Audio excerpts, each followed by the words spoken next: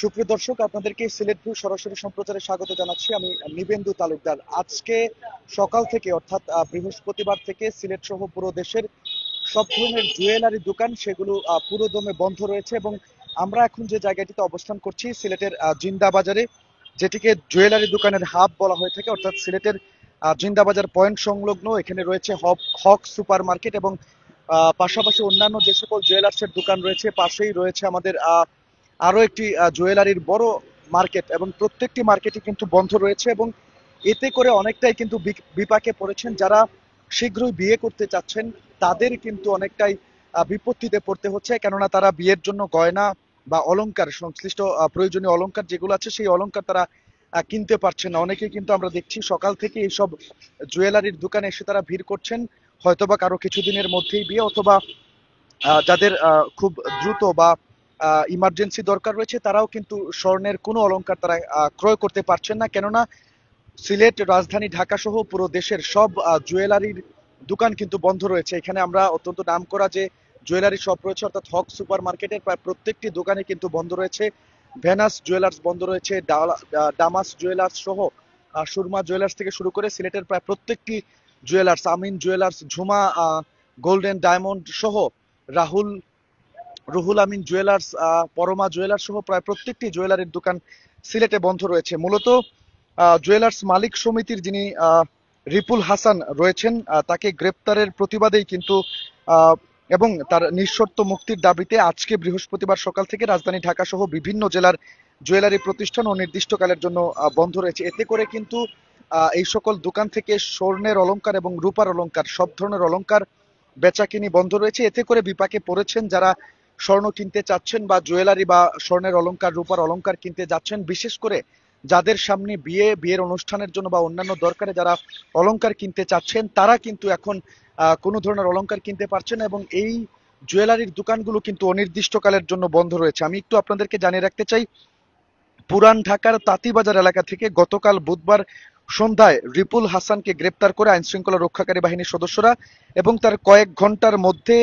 রিপুলের গ্রেপ্তারের প্রতিবাদ এবং নিঃশর্ত মুক্তির দাবিতে জুয়েলার্স সমিতির নেতারা আজকে বৃহস্পতিবার থেকেই কিন্তু জুয়েলারি প্রতিষ্ঠান অনির্দিষ্টকালের জন্য তারা বন্ধ রাখার সিদ্ধান্ত নেন। তিনি রিপুল হাসান অর্থাৎ তিনি কিন্তু বাংলাদেশ জুয়েলার্স সমিতির সহ সভাপতি, কেন্দ্রীয় কমিটির সহ সভাপতি। তিনি তাকে গ্রেপ্তারের প্রতিবাদ এবং নিঃশর্ত মুক্তির দাবিতেই কিন্তু জুয়েলারির দোকানগুলো অনির্দিষ্টকালের জন্য বন্ধ করে দেওয়া হয়েছে এবং তাদের সাথে একাত্মতা পোষণ করে পুরো দেশেই কিন্তু সারা দেশের জুয়েলারির দোকানগুলো তারা বন্ধ করে দিয়েছেন এবং এই বিষয়টি কিন্তু নিশ্চিত করেছেন তার কয়েক ঘন্টার মধ্যে, অর্থাৎ রিপুল হাসানকে গ্রেপ্তারের কয়েক ঘন্টার মধ্যেই তাকে গ্রেপ্তারের প্রতিবাদ এবং নিঃশর্ত মুক্তির দাবিতে জুয়েলার্স সমিতির নেতারা আজকে থেকেই এই ধর্মঘটের তারা ডাক দিয়েছেন এবং সমিতির সাধারণ সম্পাদক বাদল চন্দ্র রায় স্বাক্ষরিত একটি বিজ্ঞপ্তির মাধ্যমে কিন্তু আনুষ্ঠানিকভাবে বিষয়টি জানানো হয়েছে। এবং আপনাদেরকে আরো একটু জানিয়ে রাখতে চাই, কিশোরগঞ্জের পাকুন্দিয়ায় জুয়েলার্স প্রতিষ্ঠান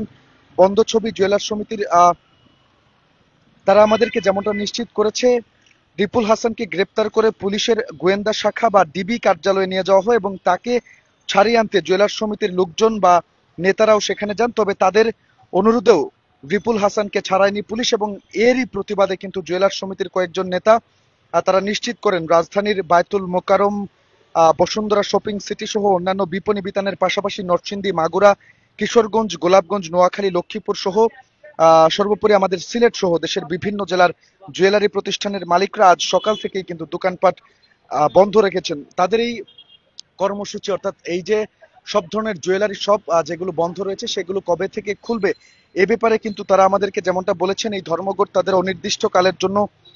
চলছে এবং এটি কবে নাগাদ তারা সেই প্রতিষ্ঠানগুলো খুলে দিবেন এ ব্যাপারে কিন্তু এখন পর্যন্ত কোনো তথ্য বা সংবাদ আমাদের কাছে আসেনি। তবে যেমনটা আমরা জেনেছি, আজকে বেলা ৩টায় জরুরি বৈঠক করে পরবর্তী সিদ্ধান্ত নেবেন সমিতির পরিচালনা পর্ষদ, অর্থাৎ আজকে বিকেল ৩টায় কিন্তু একটি বৈঠক হওয়ার কথা ছিল। অপর এক প্রশ্নের জবাবে তিনি যেমনটা আমাদেরকে জানিয়েছেন, ব্যবসায়ীদের ব্যক্তিগত অপরাধের দায় সমিতি নেবে না, তবে উদ্দেশ্য প্রণোদিতভাবে যাতে কাউকে হয়রানি না করা হয় সেই জন্যই কিন্তু এই ধরনের কঠোর কর্মসূচি দিতে বাধ্য হয়েছেন জুয়েলারি সমিতির নেতারা। এবং আপনারা দেখছেন সিলেটের প্রায় প্রত্যেকটি জুয়েলারি শপে কিন্তু তালা ঝুলছে, বন্ধ রয়েছে সব ধরনের বেচা কেনার কার্যক্রম, এতে করে কিন্তু অনেকটাই বিপাকে পড়েছেন যারা সামনে বিয়ে করতে চাচ্ছেন বা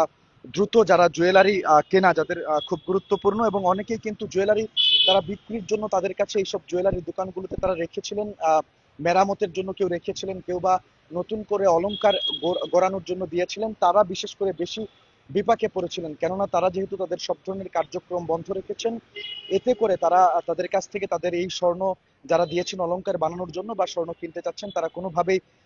সেই কাঙ্ক্ষিত সেবাটুকু পাচ্ছে না। এতে করে কিন্তু হাজার হাজার গ্রাহক বিপাকে পড়েছেন, বিশেষ করে যারা বিয়ে করতে চাচ্ছেন বা এরকম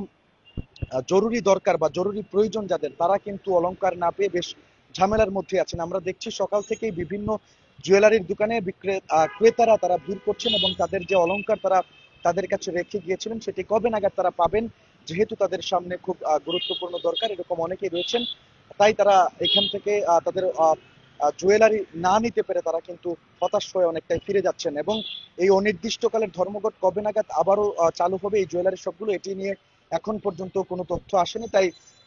বলাই যাচ্ছে যদি না কোনো সমাধান হয়, অর্থাৎ জুয়েলারি সমিতির সহসভাপতি রিপুল হাসানকে দ্রুত মুক্তি না দেওয়া হয় বা তাদেরকে কেন গ্রেপ্তার করা হলো এরই প্রতিবাদেই কিন্তু যেহেতু এই ধর্মঘটটি চলছে, তাই